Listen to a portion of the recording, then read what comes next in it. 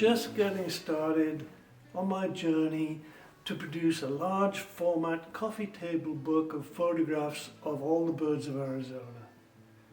I say all the birds of Arizona, but according to the lists of experts, there are over 500 birds, and some of them I don't consider birds of Arizona, so they won't be heavily featured. Some of them, like the blue-footed booby, for instance, was probably blown in by a storm and was seen once or twice back 5 or 6 years ago, and not a typical bird of Arizona. So in this video I am going to outline which birds I'm going to feature in the book and how I'm going to choose them. I started with the checklist of the Arizona Bird Committee. The committee accepted 563 species of birds. Take a look at the key here.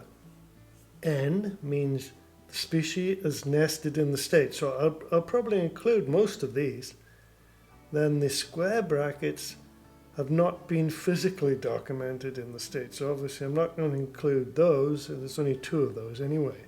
Then the star, or the asterisk, the committee is reviewing these, so they must be rare, like the trumpeter swan here, although there was a trumpeter swan spotted recently up in the Salt River area. But the key is this paragraph.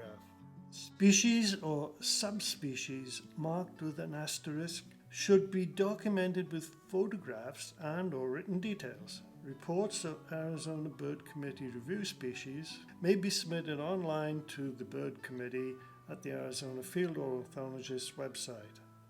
Those species must be pretty rare, so I won't be including anything with an asterisk.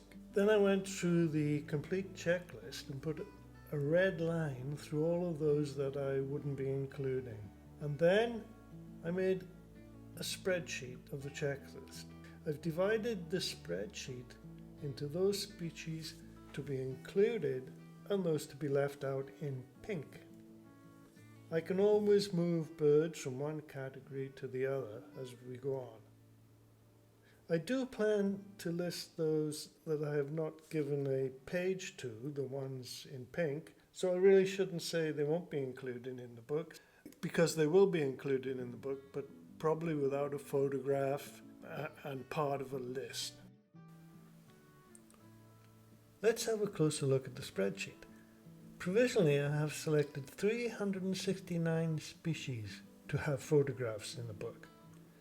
This is line 370, but we have to deduct 1 for the header. Let's go to the header. This column, photo, indicates if I have a photograph or not. Y means I do, so I have photos of 160 of the selected species already. The X means I have a photo, but the quality may not be high enough to go in the book. There are about 20 of these. And the N means I still have to photograph the species, and there are 189 of those. What this means is that of the 369 species I plan to include, I still need to photograph 209 if you include the 20 questionable ones. That's about 57%.